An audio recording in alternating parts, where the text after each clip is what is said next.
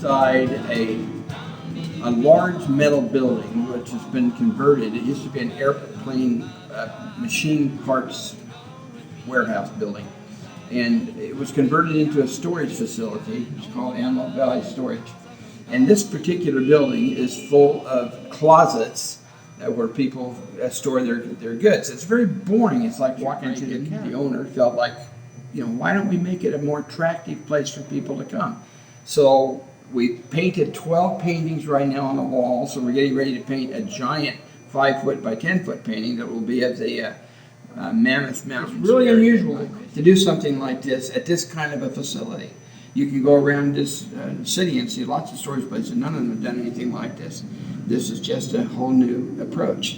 And to me, it's just wonderful to be able to go into a place and turn it into something 10, 15 times nicer than it was when I started here. I've got good artists here, and there are places to go in this valley to buy a nice painting and to add cultural to your home. Yeah. And I was telling him about how you have imagined and envisioned making this place more artistic. Facility, a nicer place to come. We're going to add music and so forth, and why not have a good experience? You go in an airport and you see beautiful paintings and artwork, and you say, "Isn't this a nice thing?" Because traveling is arduous anyway. And so if there's something that pleases you and makes you feel good, I like it. And besides that, I think he's going to keep going and going, and I'm going to get it.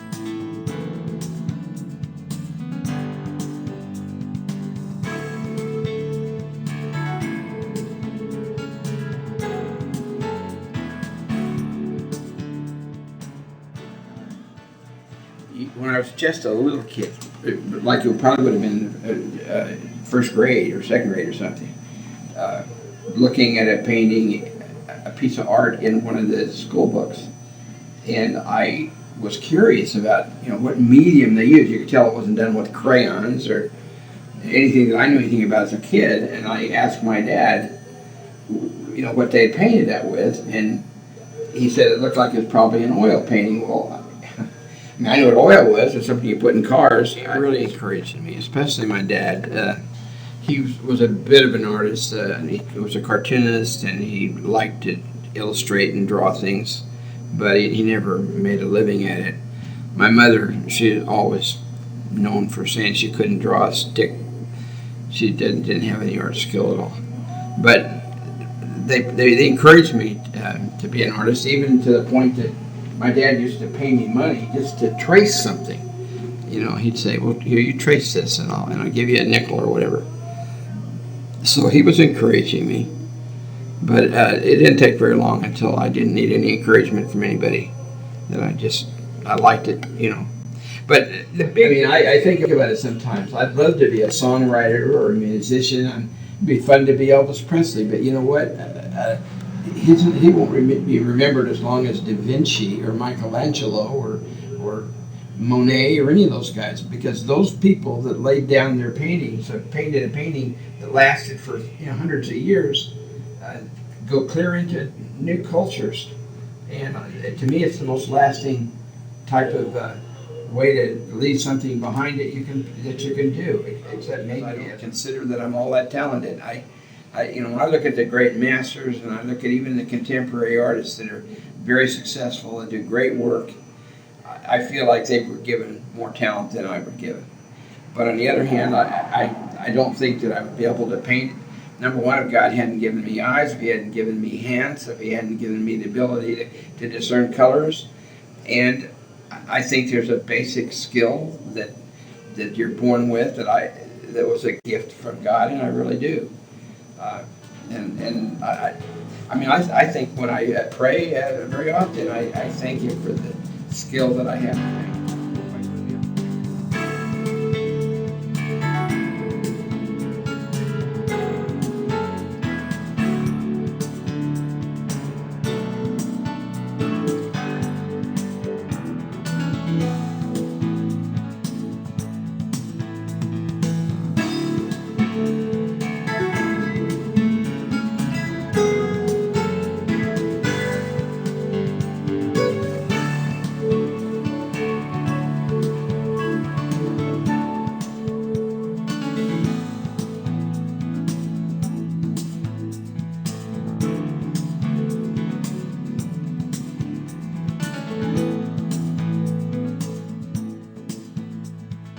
As I developed as an artist, it was mostly just drawing with pencils and things like that, and I'm feeling really that something was missing. In other words, color. How do you get color?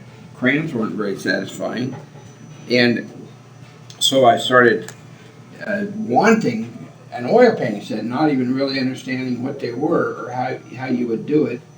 And I'd asked my parents for an oil painting set. Well, we didn't have the money at junior in high school. I took my very first paycheck and went to an art store and bought an oil painting set. I remember, I think it cost $25. That was in 1956 or 7.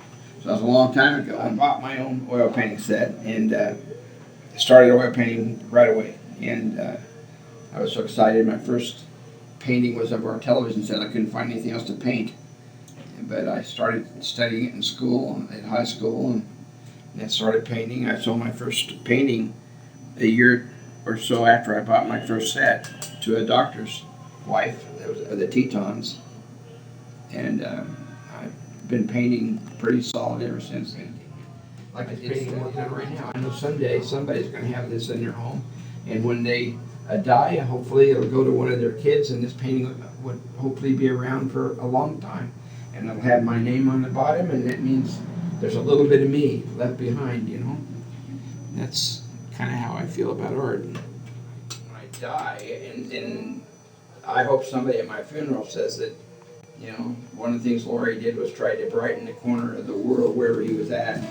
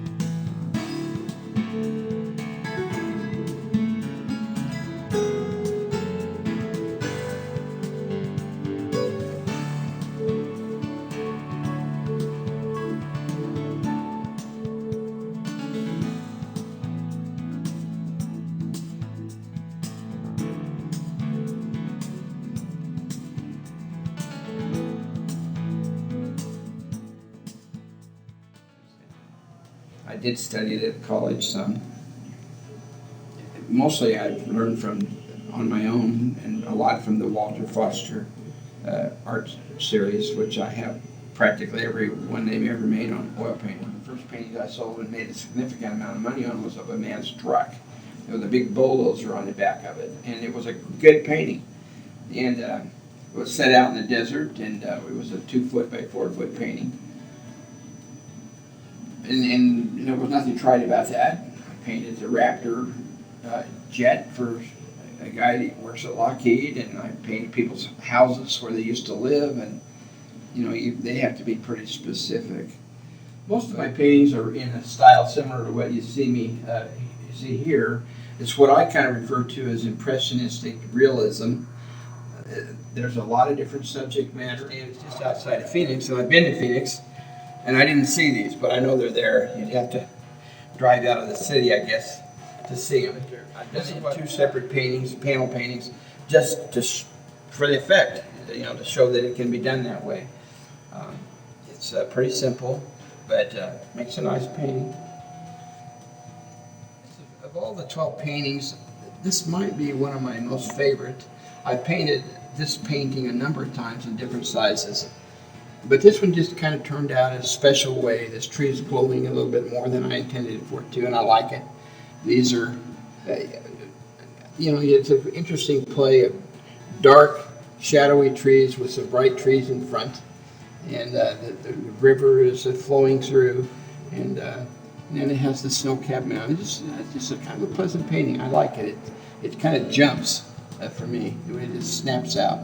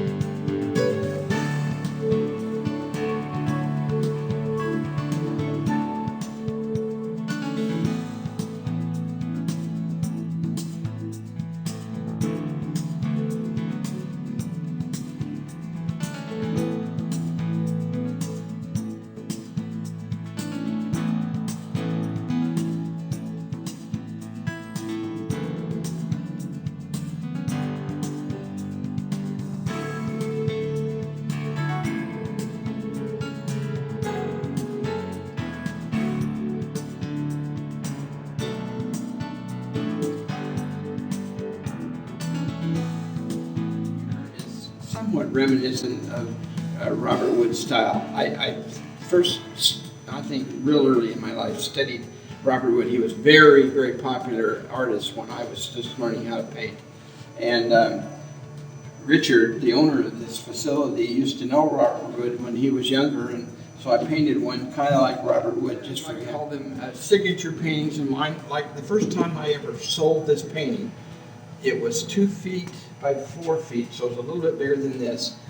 I'm going to take a wild guess and say it was back in about 1970. That's 35 years ago. And I painted this painting a number of times. It's a real place. A few years ago, it represents a fall, a scene with a waterfall coming down, big rocks, and it drops down a level. And I painted it different sizes. This is the largest painting of it that I've done so far, but I consider this to be one of my signature paintings. It's one I like a lot. I'm proud of it. It's simple. Painted the values and the background color in one setting, come back in a few days later and finish the painting. And my guess is the actual painting took 3 to 4 hours, which I don't think most people would ever be able to do it that fast, but I just paint fast. I've done them so many times. I know what colors to mix together to get what I want. I don't have to fool around deciding. I also know in some cases whether it's exactly the color I want or not. It doesn't matter. I get a different effect if I don't labor it too much. And none of these paintings have really labored. They're all come together pretty spontaneously. So I think I probably have 3 to 4 hours in most of the paintings in here. Altogether, it only took a couple of weeks to put 12 paintings. You get it right, and other times you don't. I hate it when I don't get it right. I love it when I do get it right.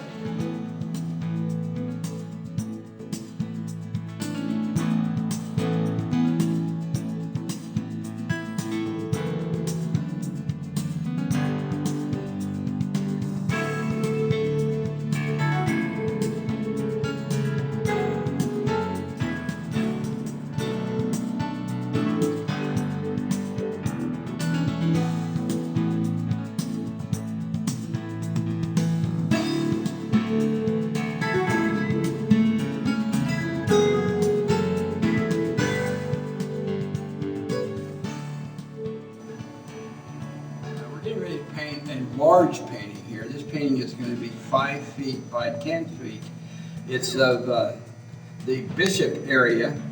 The owner of this facility used to live there, and it's going to be at the Tom Mountain, that range, and it's going to have the foreground is going to be from an area that's in the general vicinity. That's going to have a big project. I've never done a painting this big.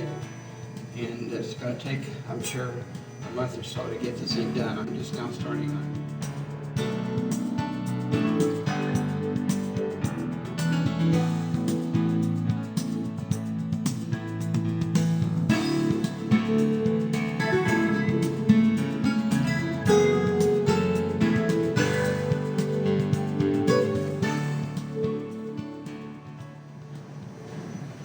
Think about all the things in life you would like to do that you can't because you can't afford it or you don't have the time.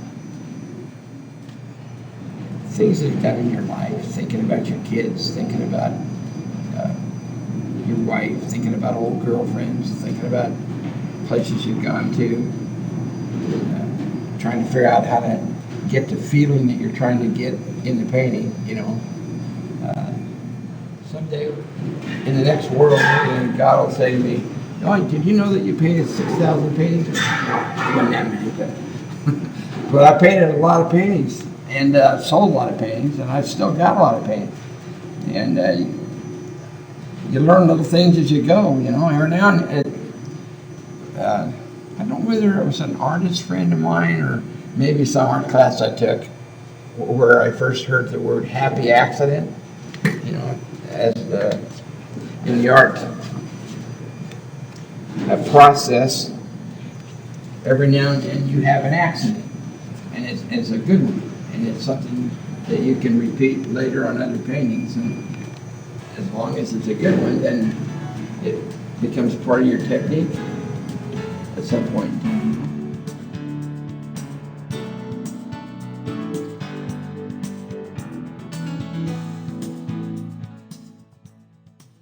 The others in the sense that I put more of my own creativity into it, but they're all started with something, either an idea or a lot of times photographs.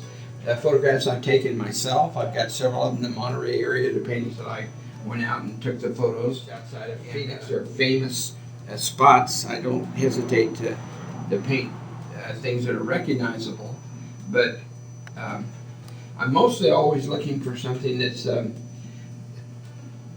something I can feel unique about. Like this painting here is based on 3 photographs taken by my daughter when she was in Africa. And I've taken a lot of photographs myself. It has one of my paintings of the American Cup facilities in New Zealand. My boss did it. Oh, I got a bad habit of sailboat sailing, and I went to New Zealand for the America's Cup. And he painted a scene from just off of a brochure that shows the viaduct of where all the different boats from the different countries, the Swiss and all countries line up, and they bring the boats up and out of the water at night like they're little toys. There's these 90-foot things, and it's my favorite piece of art because, of course, it was probably the trip of my life. He would never say this, and he'll probably shoot me for saying it, but his wife got it for him for Christmas, this painting I did, and he called me up either Christmas Day or after that, and he lives in Florida and I'm in California, and to tell me how much the painting meant to him, and he told me that he had tears in his eyes. I don't think he was being dramatic. I think he really did. He was touched by it. And it touched me probably more than him. I probably got tears in my eyes, just knowing that, that it meant that much to him. I put my heart into the painting, as I usually do. So That's exactly accurate, because, I looked and it just brought back memories, and it was so well executed. I mean, he showed throngs of people in the detail and in painting each one of those individuals staring across looking at these magnificent yachts. It just was so right on that you thought you were there. So anyway, like I said, it has the prime spot in the house for in the galleries here. So there's a lot of art for people to see, and it is making it a pleasant experience for people when they come through here. In addition,